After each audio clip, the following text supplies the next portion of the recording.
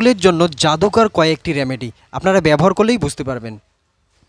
নারকেল তেলের সঙ্গে আমলকি পাউডার যদি মিশিয়ে আপনি স্নানের 1 ঘন্টা আগে যদি লাগান, তাহলে দেখবেন কিছুদিনের মধ্যে আপনার চুল ঝরা, যদি চুল ঝরে যায় সেগুলো হচ্ছে চুল ঝরা বন্ধ হয়ে যাবে, খুশকি থাকলে খুশকি দূর হবে, এবং সাদা চুল, যাদের কম বয়সে সাদা চুল হচ্ছে সেই চুলটা আপনার আস্তে আস্তে বন্ধ হয়ে যাবে, কালো হয়ে যাবে।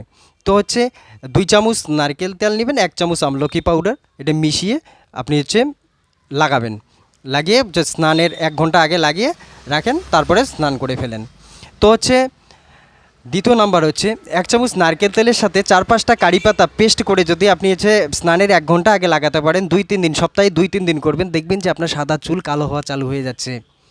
তো হচ্ছে বয়স যাদের, কম বয়সে যাদের চুল পাকছে তাদের জন্য 1 চামচ কফি পাউডার, 1 চামচ হচ্ছে আপনি হচ্ছে মেহেন্দি পাউডার আপনি যদি গুলিয়ে লাগান সপ্তাহে 1 দিন, দেখবেন যে আপনার হচ্ছে চুল ন্যাচারালিভাবে বাদামি কালার এবং হচ্ছে ব্ল্যাক হওয়া চালু হয়ে যাবে। এটা করুন এবং এর থেকে উপকৃত হন।